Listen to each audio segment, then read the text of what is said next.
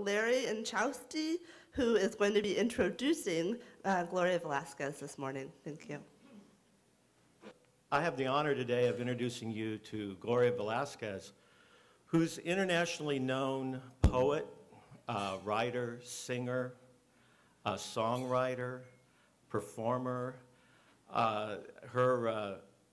and humanitarian. And when they say humanitarian, they don't mean that lightly, in that all of her literary works are socially engaged literary works. And as a result, she's has sort of an international and national following. Her Roosevelt High series, which is 9 novels now, it's gone to 9 novels, documents sort of the real problems that multicultural students have in a multicultural environment. And that series got her listed as one of the 100 most important ethnic writers, women writers in the 20th century in a book by Susan York. She has a PhD from Stanford University in Latin American and Chicano literature, and they also have an archive at Stanford where they keep all of her works, and they keep a record of her literary production, which is pretty prestigious, because the only other writers I know that have archives at Stanford are people like Allen Ginsberg and Ken Kesey, so it's a pretty prestigious achievement. She also has the honor of being one of the first, well, the first Chicano admitted to the University of Northern Colorado Hall of Fame, along with James Michener, the writer James Michener.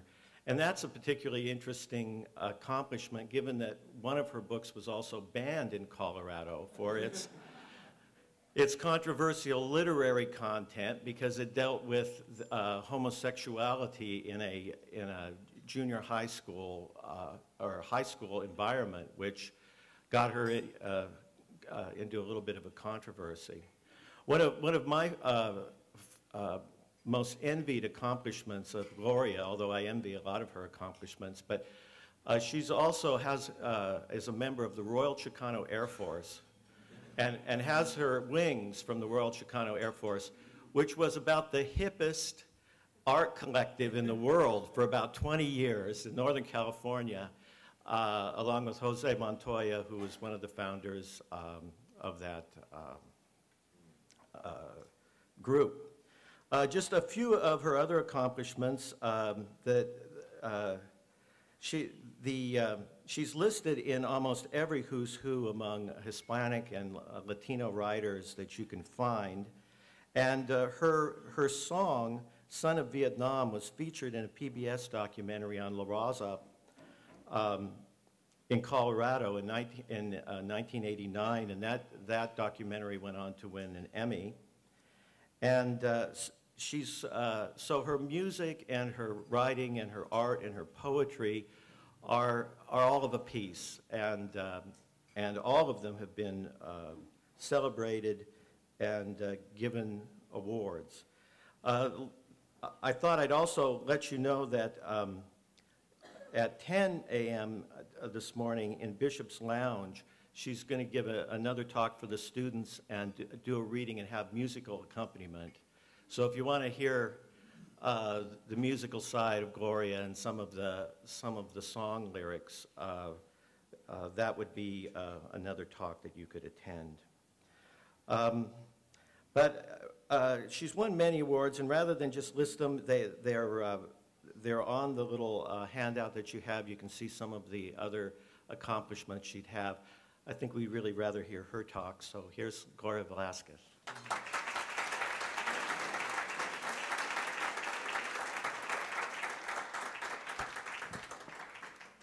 Thank you very much, Larry, for that beautiful introduction.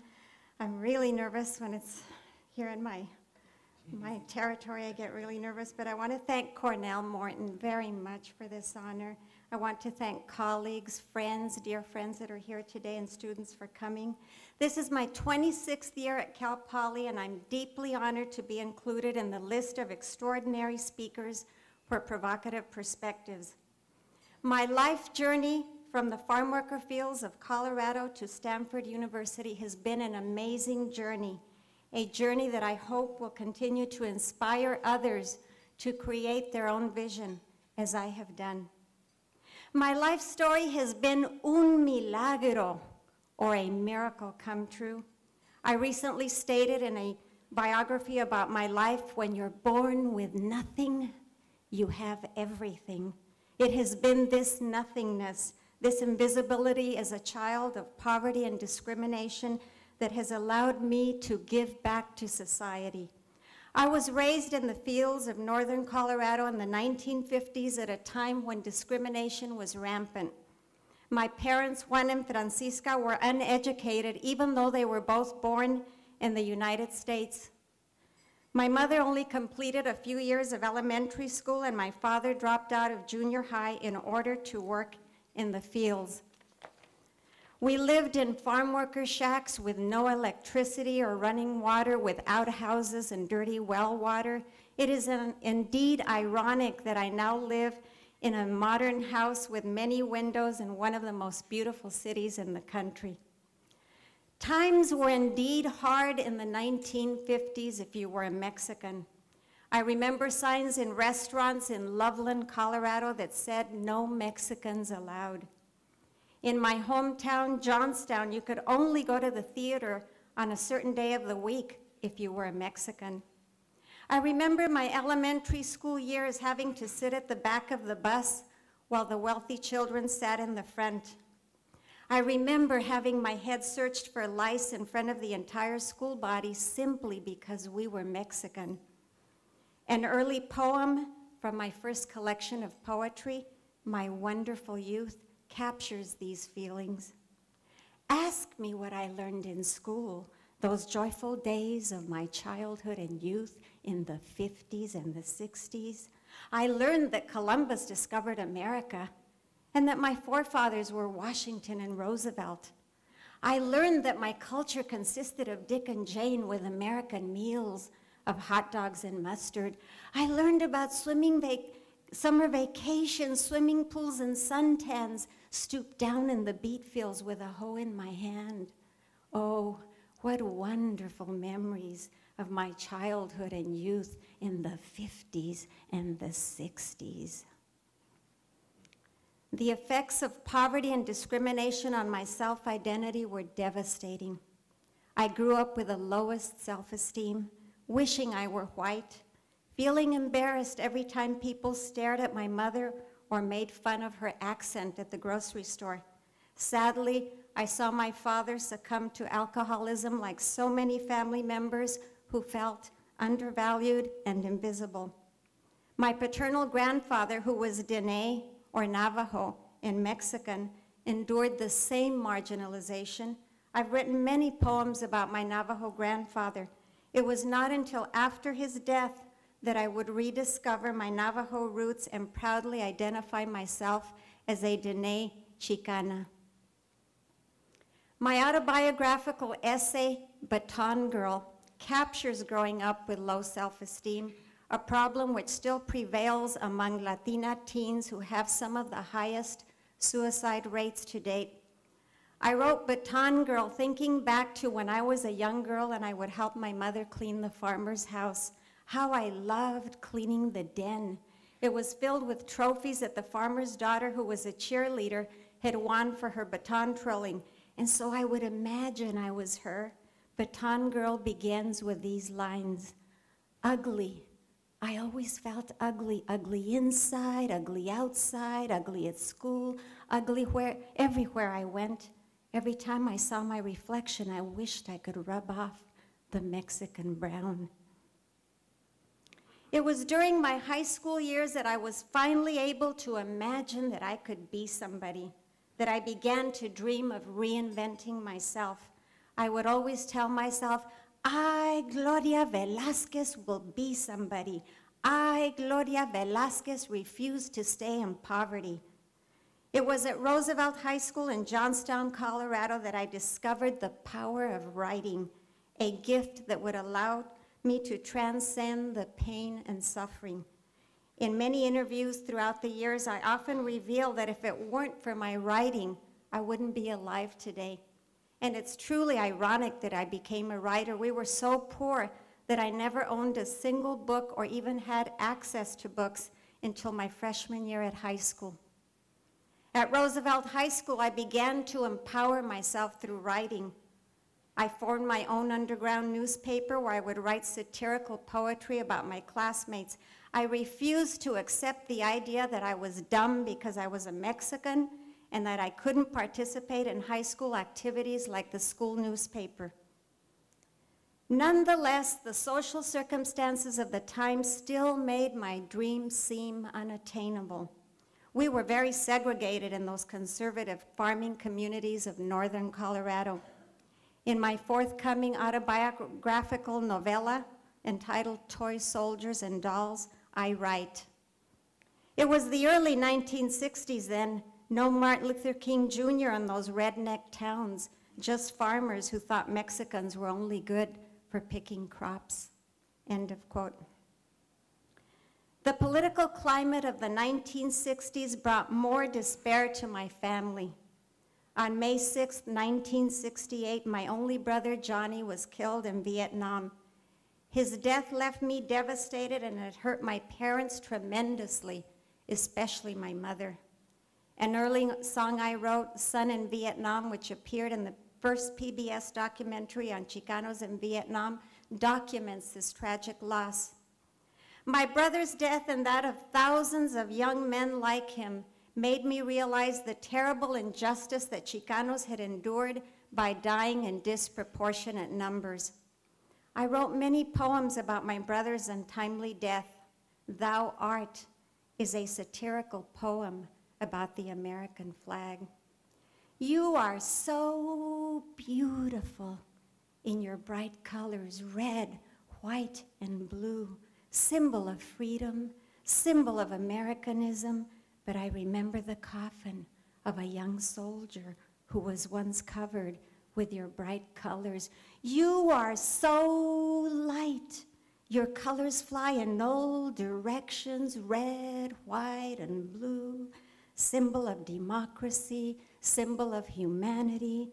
But I remember the tears that my mother cried as she held you tight and the bullets rang out. You are so beautiful. In 2004, I wrote yet another poem entitled Iraqi Vietnam to protest another unjust war, to address the suffering of mothers like Cindy Sheehan, whose sons were similarly taken away from them. The closing verses of Iraqi Vietnam state, how many more deaths in Iraq? How many more tears will I shed for Johnny, for Mom, for the 12 U.S. Marines who died today, for their country, 'tis of thee, proud young soldiers whose names will one day appear on another wall. It would take almost a decade before I would begin to publish my poetry or fiction, let alone consider myself a real writer. I remember crying when I graduated from Roosevelt High School because I couldn't go to college. Instead, I held a variety of jobs from working as a motel maid to stacking transformers at Hewlett-Packard. By then, it was the 1970s. I had already married and given birth to my daughter. Nonetheless, I never stopped dreaming about being somebody, about getting an education. Then destiny intervened. It was while I was working as a bilingual teacher aide at an elementary school that Dr. George Keating, who became my first mentor, walked into the teacher's lounge one day and asked me point blank, "Why aren't you studying at the university?" Dr. Keating had noticed that I was always in the teacher's lounge reading during my breaks. Dr. Keating was the first one who made it possible for me to attend the University of Northern Colorado, where I now have the honor, as Larry said, of being the first Chicana inducted into their Hall of Fame. I have always believed that the key to success, the key to achieving dreams as I have done, the key to bettering our communities lies in education, for education is knowledge and knowledge is power. It was at the University of Northern Colorado that I first began my college education, which fostered my self-empowerment. In studying about my history, language, and culture, I began to realize that I had value. More importantly, I became directly involved in the Chicano civil rights struggle. I not only joined Mecha, the most significant Chicano student organization of the Chicano movement, but I joined Corky Gonzalez's crusade for justice. My involvement in these two organizations enabled me to make the connection between my own self-empowerment and that of my community.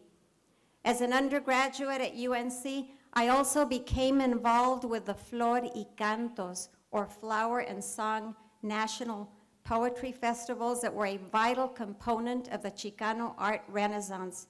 It was at these national poetry festivals that I read my first poems, joining a group of socially committed artists such as José Montoya and Lorna D. Cervantes.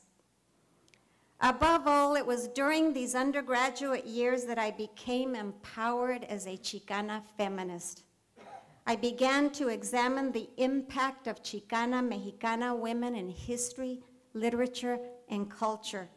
In reconstructing my self-identity, I learned to value the women around me who were my role models, everyday women, or those phenomenal women, as Maya Angelou has stated.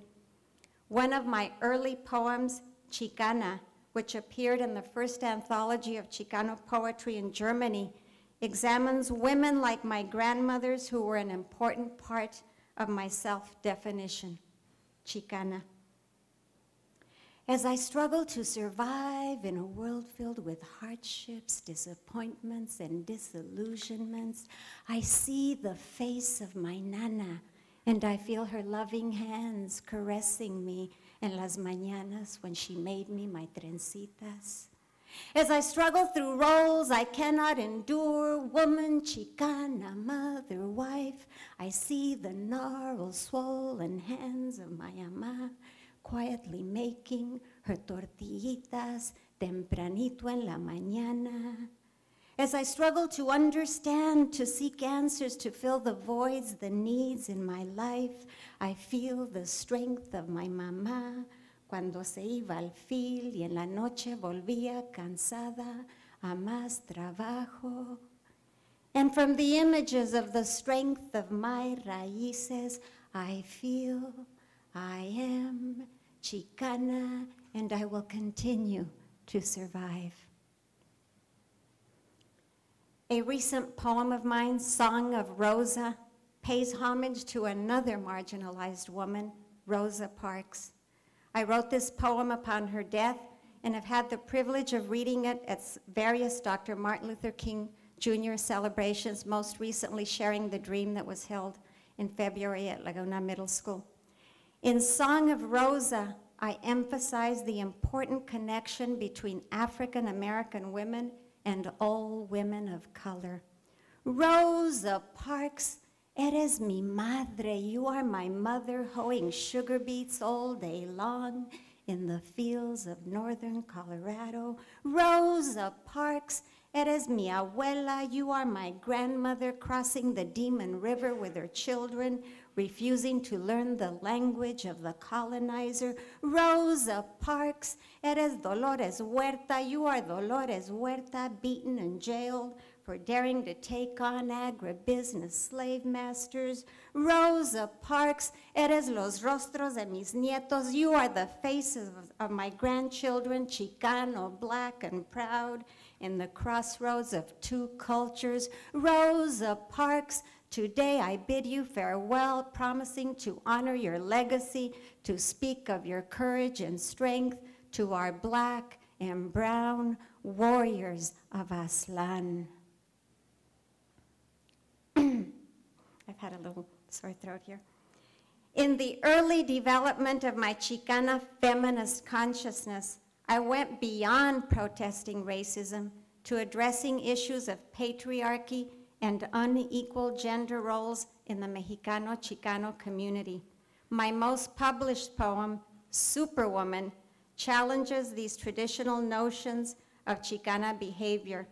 It is quite an honor for me that Superwoman, which is my classic poem, has been anthologized alongside the names of Latin America's most famous women writers such as Sor Juana Inés de la Cruz and Alfonsina Storni. And this is one of the first poems I ever wrote. Superwoman. I am the Superwoman Chicana who irons clothes, washes dishes, takes care of children without saying a word. I am the super liberated Chicana who attends classes, writes essays, discusses psychology without saying a word. I am the super macha Chicana who prepares your coffee, brings your newspaper, cooks your meals without saying a word. I am the super pendeja Chicana, tired, oppressed, and baby, I'm fed up. Thank you. I always joke about how one day I'll die and people will still be, well, we all do, of course, but that poem will live on forever and ever. I've actually had people get upset with me when I read that poem and say, that's not right, that's not right.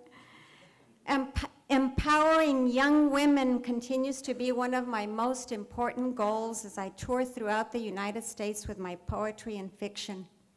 In 1999, I was speaking at a middle school in Texas when I noticed that the male students were asking all of the questions while the girls remained silent in the background. On my flight back to California, a new poem magically appeared to inspire these young girls to speak out. Chicana Power Trip has now become the gift poem when I respond to my fan mail. I always stick a copy of this poem in there for them. Chicana Power Trip, and I'm only going to read a few verses because it's a little bit long. And it has a little bit of Spanish, but you'll understand the message. Speak up, mujer, sube la voz, alza la mano, no dejes que te encierren en tu propio silencio. Dare to speak out, dare to be different, dare to create your own identity, la de tu madre y abuelita y todas aquellas mujeres Adelitas. So speak up, mujer, raise your voice, raise your hand, do it right now. Becoming a graduate student at Stanford University was perhaps the most significant turning point in my development as a literary activist, professor, and humanitarian. It was the Stanford experience that allowed me to develop a global understanding of issues that I cared about. At Stanford, I met women from all over the world, women from India, Tanzania, Latin America, and we formed a unified coalition as feminists. I interacted with graduate students such as Marjorie Agosin and Bernice Zamora, who have gone on to become internationally known feminist writers. Moreover, my involvement with El Centro Chicano and with Stanford's Chicano Latino students reinforced my views of a unified social movement. It was at El Centro Chicano that I first met Cesar Chavez. Like Dr. King, Cesar Chavez would become my role model for speaking out against social injustices. When the anti-immigrant attitudes escalated in 2006, I wrote the poem Uprising to protest the unfair immigration policies in the United States. This poem, as well as the song, are becoming more popular given the increased anti-immigrant sentiment. Uprising. It's getting harder for my raza. Costa Mesa mayor cracking down on illegals, Minutemen projects praising his work, Migra reform bills boasting of a new Berlin Wall to protect or shoot them dead. It's getting harder for my raza. Day laborers hunted down in Los Angeles, 9 arrested outside a Home Depot while Jim Gilchrist, he's crying hallelujah, hallelujah. It's getting harder for my raza. Pete Wilson politics resurrected, border battles reinvented to protect or shoot them dead. It's time for those movimiento days and the brown berets, Malcolm X and Tijerina, Dolores Huerta and Tenayuca, as we rise up, raza, rise up. There were many professors at Stanford who inspired my humanitarian goals. In the Spanish and Portuguese department, Tomás Ibarra Frausto, who directed my dissertation on early Chicana narrative writers, Jean Franco, who has authored numerous books on women in Latin America, and Fernando Alegría, one of Chile's renowned poets. And I must also acknowledge Arturo Islas from the English department. Professor Islas praised my short story, Fugitive, which I wrote while at Stanford in response to the increased homophobia during the AIDS outbreak in the 1980s. Fugitive has now become a classic in Chicano literature. My lifelong pursuit of social justice is embedded in everything I write, whether it's poetry, songs, or prose. It was in 1994 that I created the Roosevelt High School series, which features teenagers of different ethnic backgrounds, or my rainbow kids, as I like to call them, modeling my series on Jesse Jackson's concept of the Rainbow Coalition. Each of the novels in the Roosevelt High School series addresses an important issue that our youth are facing today. To date, I have published 9 novels addressing issues such as divorce, racism, interracial dating, and teen pregnancy. A very important character that I created in each of these novels is Dr. Sandra Martinez. I specifically created an adult Latina role model who serves as a mentor for all of the students. One of the Roosevelt High School novels, Maya's Divided World, includes my homage to Cesar Chavez. When Cesar passed, I had written half the book, and I paused with thousands of people to attend his funeral in Delano, California.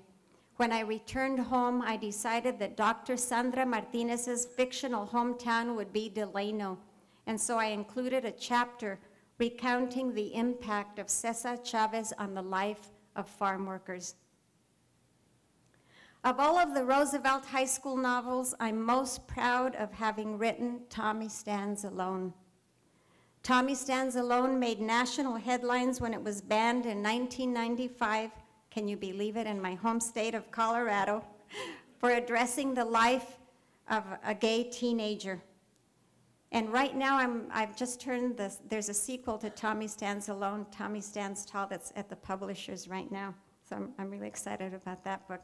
In Tommy Stands Alone, I discuss the homophobia that exists in society, and especially in patriarchal cultures like my own. My desire as a writer to teach human dignity is very much embedded in Tommy Stands Alone. In this groundbreaking novel, I include a chapter about the AIDS quilt and the importance of HIV awareness.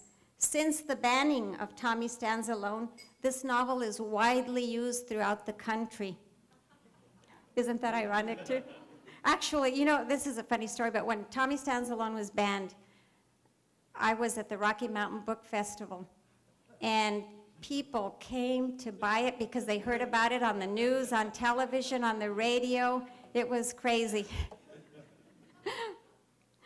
Okay, in 2006, Manson High School student Carla Pineda was honored for the letter she wrote about Tommy Stands Alone to the author. In her award-winning letter, Ms. Pineda writes, and I quote, "This book has helped me to accept homosexual people and to understand them. Like Tommy, my friend also felt alone. After reading your book, I knew that all I needed to do to help him out was just to listen. I encouraged him to just ignore what people said and to be true to himself. I told him that most people who were making fun of him were doing it because of their own insecurities, and then I gave him a copy of your book." End of quote. Knowing that I have impacted people's lives like those of Carla Pineda and her friend is the most rewarding aspect of being a writer. Another more recent novel, Teen Angel, which addresses teen pregnancy, has already sold out all of the other books in the Roosevelt High School series.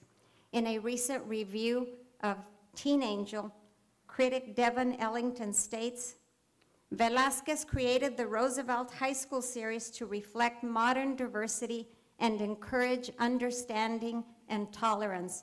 This is the 5th book in her series and one of the best young adult novels on the market today. It is difficult, hopeful, and loving. It should be required reading in every high school in the country. End of quote. Sometimes I get nasty reviews, but that was a nice one. I continue to receive many letters. I'm always receiving letters from young girls who, after reading Teen Angel, feel more educated about teen sex. In another very well-written letter, Haley Holm, a freshman at Capuchino High School in San Bruno, writes, this theme is still very important today because a lot of young teenagers do not realize that one night of fun can impact the rest of their lives. There are quite a few of my friends who give in to peer pressure and have sex before they are ready. I would absolutely recommend this book to my friends because I think it will show them that we are still young and not ready to handle the type of the responsibility that comes with having sex. End of quote. In closing, while I have been criticized about writing about intense social issues in the Roosevelt High School series, as well as in my poetry, it has always been my desire to make this a better world. I have never forgotten the little baton girl who was born with nothing and discovered she had everything. I want to challenge each of you here today, especially my students that are here today, to give back to society in your own unique way, as I have attempted to do my entire life. And now I would like to end with a short poem that I wrote decades ago before I became the woman, the writer, the professor, the humanitarian that I am today. And it's entitled, If I Can Only Leave My Mark. When I die, will I become just another gray slab of stone on this cold earth? Will someone think of me and say, oh, I remember her. Didn't she drive a red car? Will someone think of me and say, wasn't she the one who always rode her bike? Didn't she live across the street? Or will someone think of me and say, I knew her, I loved her, she isn't gone, she still lives on. God, if I can only leave my mark. Thank you for helping me leave my mark today here at Cal Poly. Muchísimas gracias.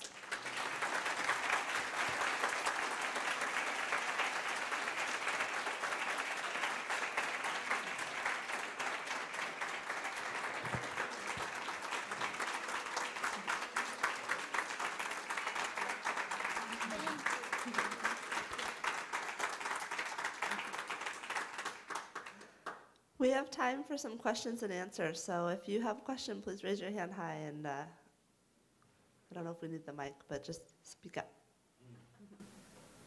Who is going to be the brave person that makes the first question? Are the Roosevelt book available in Spanish? No, isn't that ironic that they're not, I write them entirely in English, and only one of the novels, which I failed to mention, was published in France. My novel, Anquiza, was published in French, and isn't that tontito? You know, they don't publish them in Spanish, but in France, they were excited about translating one of my novels. But, you know, I don't know why they haven't been translated. I'm asked that question wherever I go. You know, I was just in Costa Rica over the summer and spoke about the Roosevelt High School series at a high school in Costa Rica, and they were, you know, asking the same thing, can we get the novels in Spanish?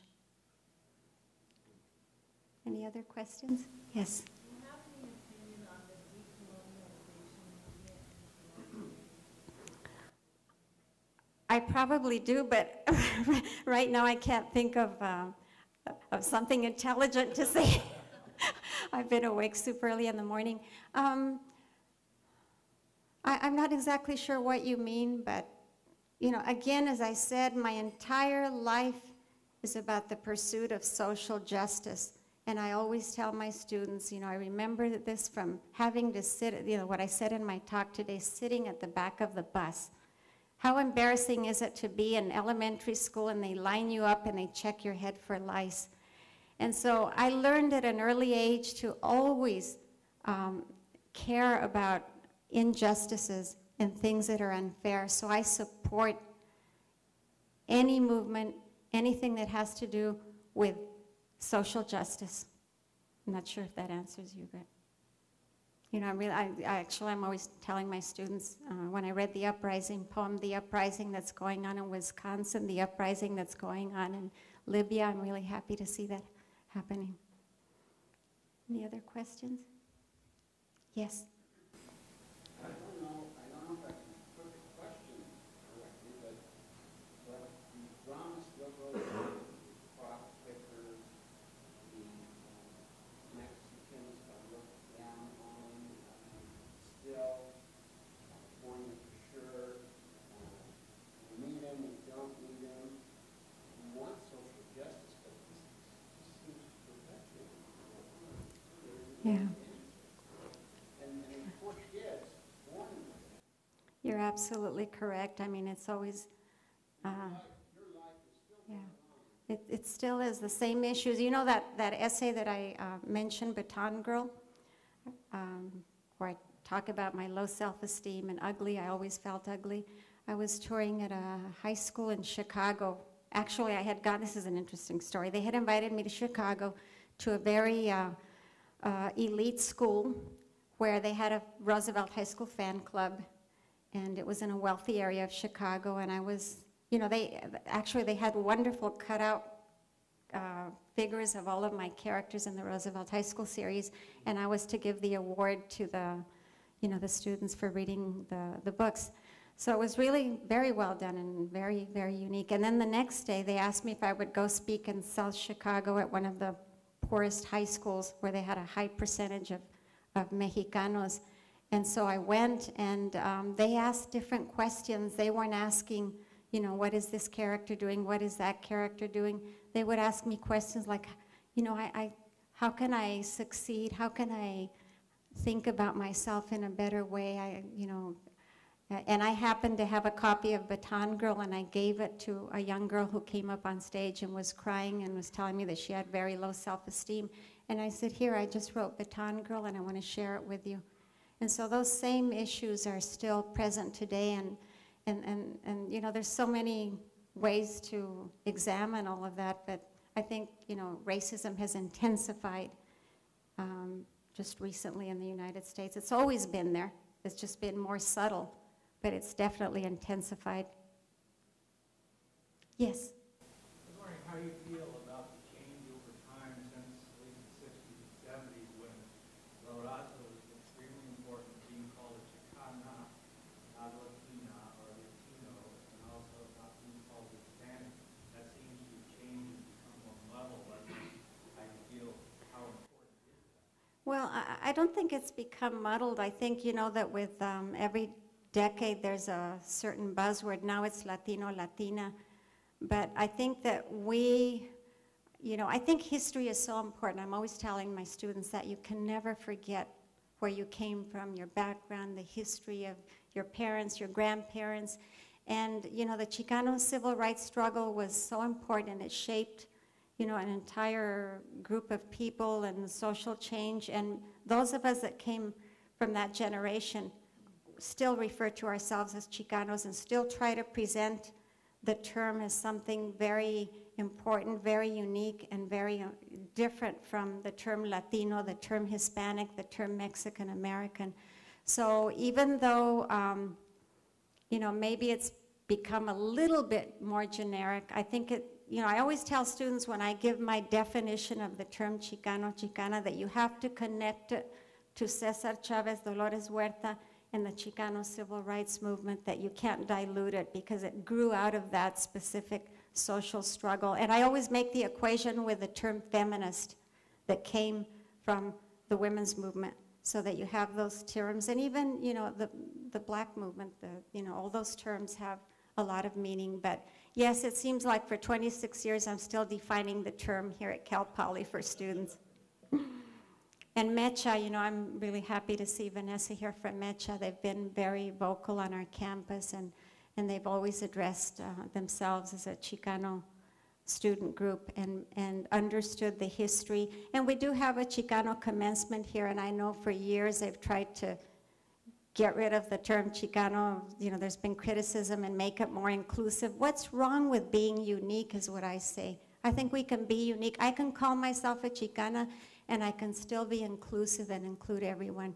I don't think there's anything wrong with that. And that's what I always tell students. Any other questions? Yes. Who do you see as the Latino, Latina equivalent of Cesar Chavez, Dolores Huerta these days? Or is there one coming along? Well, I think that's a really good question, and I'm thinking, like in Denver, we have quite a few people. One of Corky Gonzalez's daughters, Anita Gonzalez, she's very active in the Denver area and has continued with some of her father's work. And she's the one that I can think of because I go to Denver quite often. And then there are other, you know, professors that are, you know, still discussing the Chicano civil rights struggle and social change. But Nita Gonzalez is the one. And Dolores Huerta, of course. I think she's 78, or I can't remember how old she is, but she still continues to empower and be very, very active in empowering young leaders in the community to do some of her work. Maria, can you think of anyone specifically? I'm trying to think of Antonio. Antonio Flores is the president of the Hispanic Higher Education. Okay, but I think what you meant was someone, an activist in the community. I think we're all sort of spread out in different areas and different fields, but we're still here, and we're still doing what we did. Yes, Deborah. Yeah. How has your experience at Cal Poly changed for you? That's a good question. That's a good question. I think I've gone through stages. Now that I'm nearing retirement, it's different. Well, I think, you know, I think almost every professor here at Cal Poly would say that I think the most beautiful thing is impacting the students. And I always tell students, I remember when I first came to Cal Poly, one of the first professors that I met who went to hear me speak when they interviewed me was Robert Lint. I don't know if any of you knew Dr. Robert Lint in the English department. And I never forget his words of wisdom. He said, teach yourself. He said that was the best advice he could give an incoming assistant professor. And so I think for 26 years I've tried to teach myself, always. And I've always stayed, I always tell students what you see is what you get. I'm not a lot of theory. You know, you mentioned decolonization, and I'm thinking, what is that? What does that mean? How do I answer that? But in the classroom, I always try to teach just as I was raised. You know, even at Stanford, although I did learn a lot of theory, you know, Foucault was very popular at the time and all of that, I always would ask myself, what good does the theory do if you can't connect it to the real world and the community and the people? So I always tell my students that when I'm teaching a text, teaching literature, you know, what does Jose Martí in the 19th century mean to you today? You know, what does that mean to you and to what you're living and experiencing today? Because I want students to understand or to see me as someone who's always been rooted in reality, always rooted in reality. My mother, you know, I'm so proud of my mother. You know, she never had the chance to get an education, but I'm so proud. She was one of the most intelligent women that I know. So I think, and I've gone through periods when I think I've felt frustrated because I still had to keep answering the same question, what does Chicano and Chicana mean, even now 26 years later. So I get frustrated. I've been very pleased the last 10 years to see that students, since we elected President Obama, we saw students develop a social consciousness and social commitment. And I won't ever forget that with the elections for President Obama. I think we saw a rebirth at Cal Poly. And for the first time, I saw students really engaged actively in social change.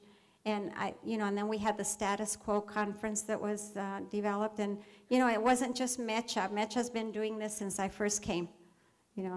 They've received a lot of criticism also for being so vocal, but I've seen more students develop a sense of giving back, a sense of social change, a sense of the problems. And, I think that's what real education is about. So I think, in the last 10 years, I would say that I've felt much better about the students, the type of students. But my goal as a professor has always been to teach students about social commitment, giving back. For the 26 years that I've been here, I'm always talking about that. What are you going to give back to the world?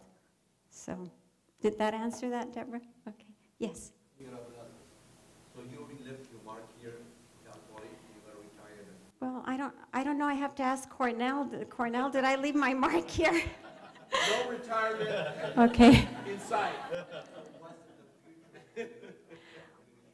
Well, no retirement, Cornell said. Estoy cansada, Cornell. Well, I will always, this is why I'm so excited about the Roosevelt High School series. It's a never-ending series. Let me tell you, I'm the opposite of writer's block. I have like 20 ideas that, I don't have the time. So I will keep writing. And as I said in my talk, the most, I think, inspiring thing for me is when I receive a letter from a reader whose life has been impacted and has made them think about what they're undergoing. So I will keep writing always. Probably, my dear friend Abelardo Delgado, who was a poet, I think Larry knows who he is. He's like the Chicano poet from Denver. He wrote Stupid America, for those of you. It was a classic poem during the Chicano civil rights period. And he passed away several years ago in Denver, and I guess while he was in the hospital, he was writing on napkins until he died, and I'll probably do that, always keep writing. So, and playing the guitar a little bit with the musicians, and I hope some of you can come. I'm really happy and honored that Antonio and Tim Romero, who plays the flute, and they're also Native American ancestry, are going to be performing with us a little bit later. So did I answer your question? And I would like to keep contact with the students. I always want, because I think that I have, without sounding like my ego, but I think I've brought something very different to students that they may not, it's difficult to find Chicano professors who have that social commitment. And I think oftentimes now they're coming out institutionalized. They come out of those think tanks like Stanford and Yale or wherever they're coming from, and it's all about getting tenure and getting published and this and that. And, I would like to keep, I think students, we've done so much here with Cesar Chavez Day and other events that we've had, and I would like to continue to provide leadership for them, si me quieren, Vanessa. And for all students, actually, for all students. I get so happy when I get an email from a student from 10 years ago, or, and they tell me these wonderful things that they're doing, and they thank me. It's like those Hallmark commercials. That's how I feel now. Any other questions? Maria? Gloria, it's more of a comment, and you just touched on something I wanted to ask you about, and that's like, your passion. I have worked with you. I've had that honor and that privilege of working with you for the past few years to share a lot of the same, philosophies as far as development goes, and just being able to work right there with the students and kind of make it in a simple way. You just kind of hit on the nail. So my question or comment is, how can we clone you? So maybe, since Dr. Morgan's not allowing me to That would... perhaps we can, look at the next phase of your life at Cal Poly and, collaborate as far as how do we work with other professors so we can clone that kind of approach, that kind of Thank you, Maria. They love you and they trust you, and you know, you're the person. I love my students. I give my corazón to them. I hear it in the advising, you know, world, students that come to see me as far as which professor they trust and, you know, who they go to if they really need it. Someone here at Poly that would make that critical connection and their retention, and you're one of them. So I just say, we need to clone you. Thank you, Maria. It would be dangerous to clone me. Watch out. I was telling Larry that, you know, as he said, at Stanford has the Gloria Velásquez papers, my archives, and every year I send them a box of junk. I just throw things in there and send it to them. And so they do have stuff that's sealed until after death. So it would be dangerous to clone me. I just have to say that to add a little bit of humor. But yes, I would like to keep connected to Cal Poly because I think students need leadership and guidance, and you know, there is still a Chicano civil rights struggle going on today. You know, it's been renewed, and I'm very proud to call myself, well, as I said, I call myself Dene Chicana now for my Navajo roots. I'll be playing one of my Native American protest songs in the 10 o'clock session, but I write many poems protesting, also commenting the unfair conditions of many Native Americans in some of the poorest reservations. But yes, thank you, Maria. Well, I'll talk to Cornell about the cloning thing. Yes? What is your suggestion for starting with children as young as kindergarten? Oh, I'm glad you said that. I have a new children's CD, the double Bubbleheads CD. And it's all different songs, like about the dog that goes wow, wow, wow, and it's about the little fish that swims. But there's one song that I wrote when I was taking my little granddaughter, Atzi. Her name is Atzi, A-T-Z-I, and it's an Aztec word that means princess. Very unique name. And she was about 3 years old when I would take her in her little pink stroller to the park. And so I wrote Atzi in Aslan, and it's a little children's song, but in the song it mentions Cesar Chavez and Dolores Huerta, and it's a way of empowering young children to think about Cesar Chavez. And so I think in music, and I think in, you know, I think exactly what they're doing with, you know, like the Cesar Chavez units that they have now in school districts where they talk about Cesar, and even just to know, my little granddaughter Atzi now knows, you know, who Dr. Martin Luther King Jr. is, and she would often wouldn't even notice the painting that I have in my house of Dr. King, and so she knows who he is now because in school they're discussing that. So I think music is a great way to empower children. So that was one of my things with my double Bubblehead children's CD, that I had one song that was to politicize the children. The rest were about the dogs and the fish and this and that. Thank you. Any final questions? Well, thank you very much for this honor. Thank you so very, very much. Thank you.